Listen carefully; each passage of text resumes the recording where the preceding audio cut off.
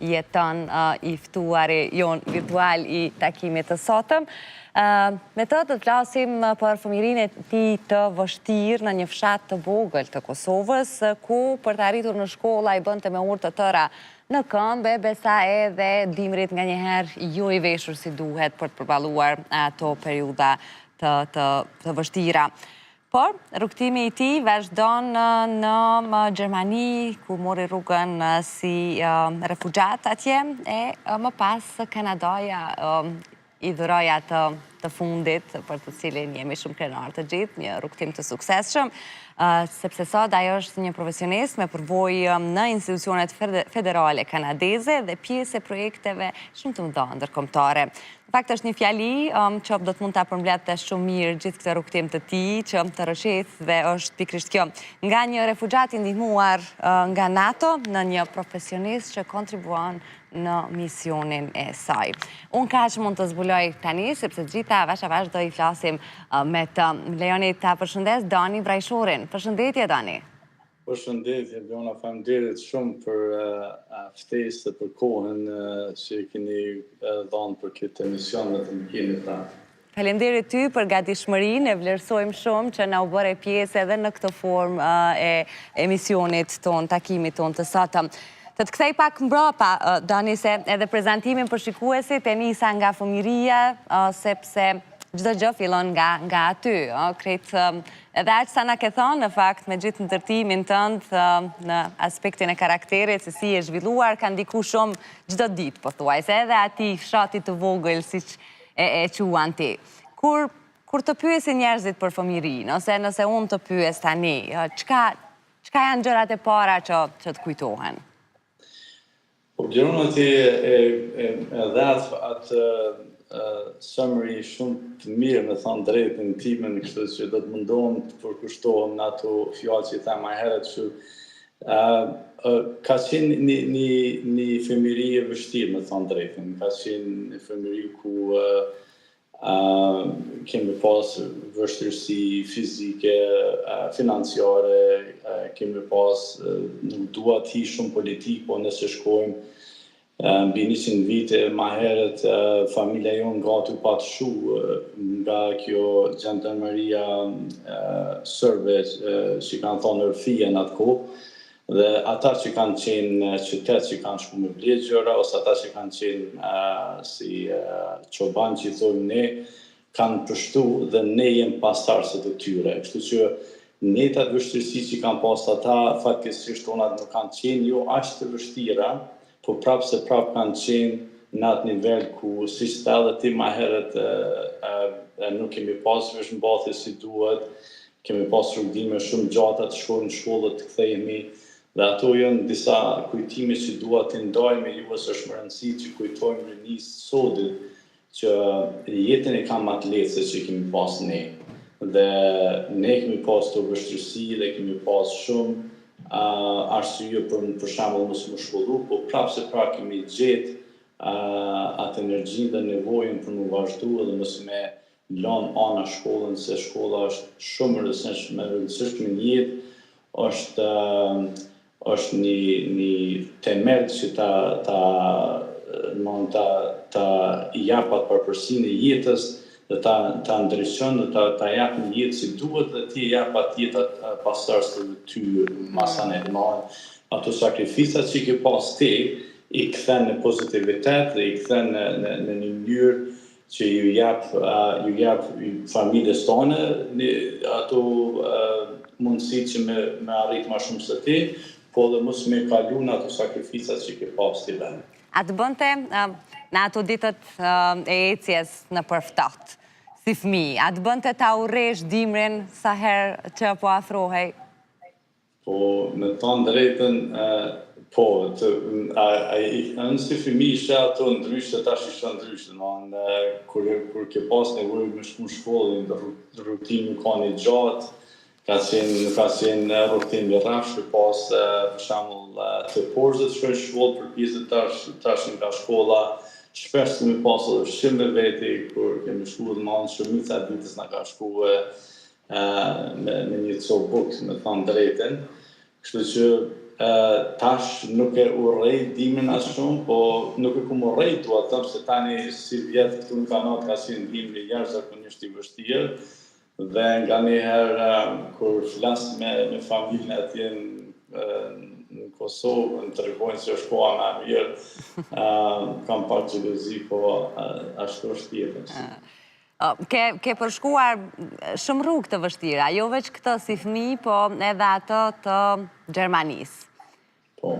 Ma përshkruaj pak si ka qenë ajo ditë. I kom lanë shumë do detaje anash, më thonë drejtën, po me marë që nga fillimi, me thonë drejtën, kom qenë në ligjërata,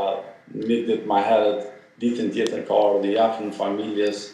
mu përshëndet me babën, se ai shkonte për Gjermani dhe baba atëherë thot me merr edhe mu me veti. Më ka qenë vendim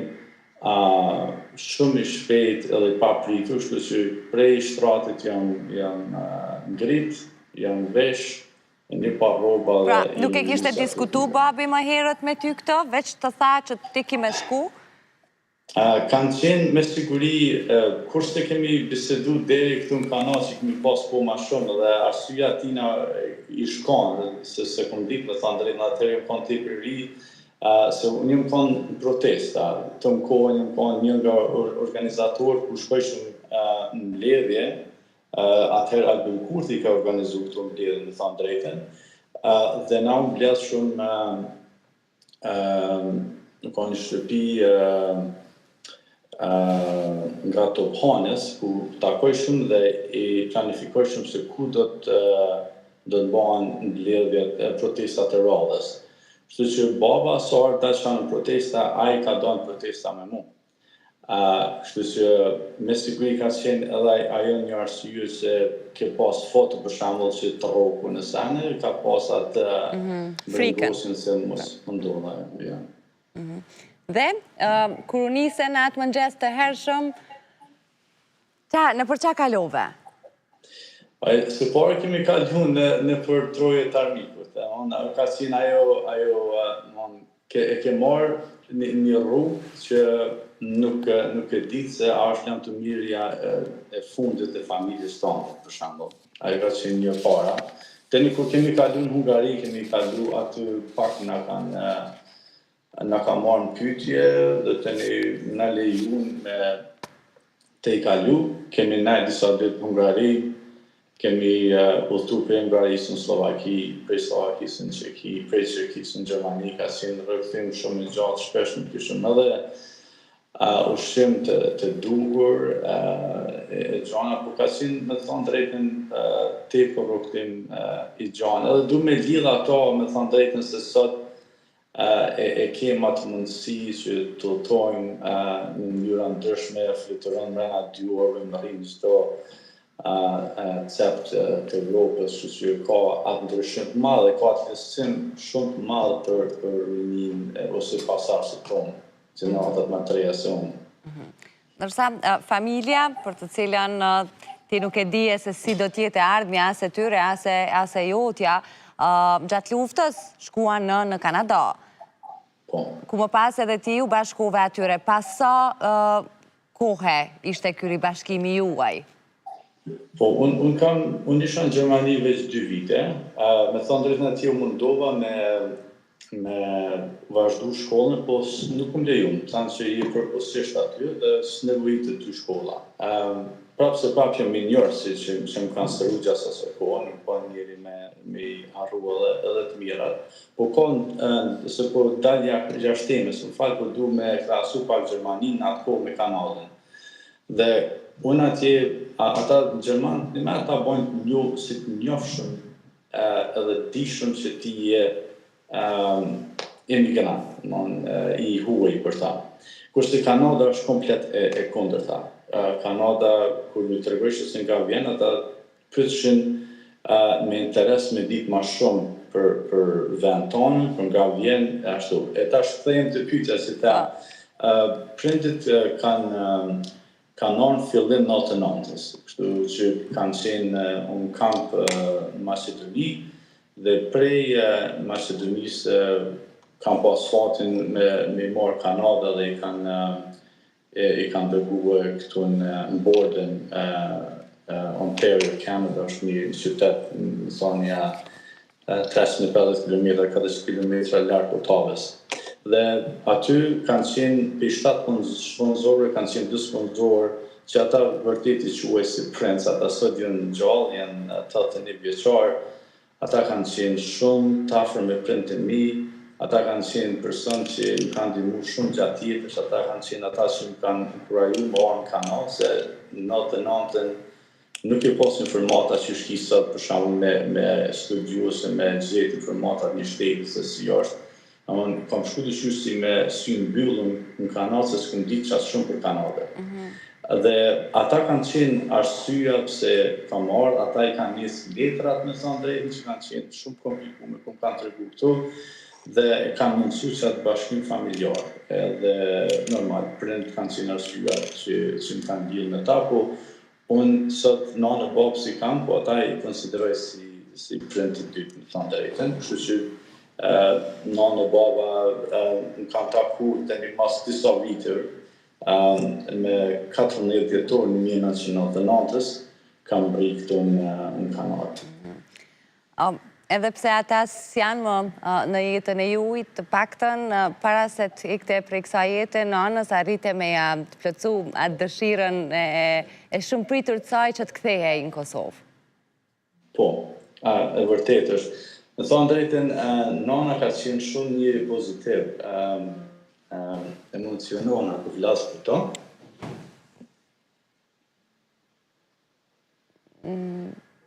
Për kërë falje. S'ka pse të kërkosh falje, janë emocione të njerëzve kur flasim për njeriun më të shenjtë të tyre, që është nana, kështu që totalisht e kuptueshme. Po ka qenë njëri që nuk di fjalë të keqe ndaj saj, nuk di asnjë që thonë na shplak, prej saj ka qenë njëri më i butë në jetë që kanë njohur ndonjëherë. Ka qenë njëri tepër pozitiv, ka pas sfida të jetës që shpresoj që do të kemi rastin më taku në person, ndojmë të rrëfime tjera tjetës që nga ne shikuesit ka nevojë me ditë se janë dhe sfida, janë dhe sakrifisa që ka njëherë dokën që janë pa të kalueshme, janë qasë vështira që dokën që këtër të mund krejt jeta, mund të coptohet, bjenë në copa aq të vogla që s'më nësh asmi mbledh me bashku vetën, po në fundit duhet ta gjejmë atë farë forcën dhe inkurajimin që të kalon sfidat, se është shumë letë më dorëzu, po është tepër vështirë mos më dorëzu edhe me vazhdu jetën edhe pa marrë parasysh sa vështirë është me të kalu ato, se me të vërtet kam plot raste të jetës time që në më janë tepër të vështira, sidomos rastin e nanës, ka pas sulm të vogël në zemër, tani 2012 në rastin ka pas një operacion që pa të paralizu prej shokë poshtë që thonë ne, po prapse nuk e ka lënë pa e shiju jetën dhe nuk e ka marrë ata si negativitet, por ka marrë si pozitivitet, dhe nga jo kam mësu shumë, se këto janë gjëra për shembull që nuk i nevojë për shembull me asnjëri dikujna, po të mëson që realisht është jeta as histori se si e merr. Mund të shmoj gjëra shumë keq që më dorëzu, po më në marrë për shembull që çdo sfidë ka të vetën, po ti prapë vazhdon atë jetën dhe planifikimin e jetës tonë se që ke pas para se të ndodhë ajo. Kështu që kam pas fat që nana që ka plotësuar e dëshirë, në 2016 u pakthy për Prishtinë dhe ka jetu deri në tetor 2018 atje dhe ka përfundu jetën ashtu si ka dashur dhe si ka kërkuar vetë. Gjithsesi, kapitullin, e the edhe vetë, gjithë të sfidat të ndodhura që do doja po shumë kur t'jesh në Kosovë të kemi edhe në studio t'i elaborojmë, me që minutat në këtë mënyrë komunikimi jam pak më të kufizuar dhe jam drejt fundit, po nuk du që të mos e përmend atë që është shumë e rëndësishme, këtë kapitullin e suksesshëm të faqes tënde profesionale, sepse Shumë shpejt, pra në majt 2026 do të fillosh punën me një program të NATO-s në Gjermani, ku do të ndihmosh ekipën që mbështet avionet Boeing, ata që njihen si sytë e NATO-s në qiell. Qa do të thotë kjo për ty, Dani? Po, çdo vendim të karrierës që ka marrë ka qenë te i dykun planifikume dhe kjo Ministria e Mbrojtjes Kanadës ka lidhur me shumë gjëra, se ka qenë pjesë e ekipit luftarak që na kanë shliru vendin dhe na kanë ndihmu me pru vendin tonë deri ku jemi sot. Kështu që edhe tjetri aspekt është që unë prapë do të jes punëtori i Ministrisë Mbrojtjes Kanadës, po do të shkoj në mision me NATO për 1 vjet, me mundësi me zgjatë 3 vjet, siç tha edhe ti, i kanë të avionat që janë proces për mi ndërru, po kanë normal, si është politika tani në bulletina tim, do ta zgjasin atëfar shfrytëzimin e këtyre aeroplanave jashtë planifikimit dhe jashtë kapacitetit që të aeroplanit, dhe që unë do të shkoj si pjesë e ekipit që ndihmoj për mi mirëmbajt aviona, sidomos pjesën e makinerisë të aviona, që të mujnë me i vazhdue misionet e NATO-s për vërgimin ajror në përtër Evropën, sidomos për shkak të luftës të Ukrainës me Rusinë tani që aty kanë shërbisën e interesa për me pas informata tërkohshme për planifikime nëse kanë nevojë të ashme, shpresoj që ato s'do ndodhë vitin kur, po gjatë nëse ndodhë lufta me shku jashtë kufive ku është tani, kanë informata ma detajshme për me mbrojt Evropën dhe rajonet tjera.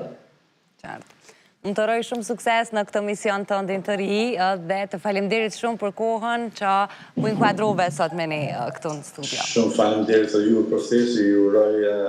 çdo të mirë dhe sukses në misionin juaj. Faleminderit, do takohemi në Kosovë kur do t'jesh.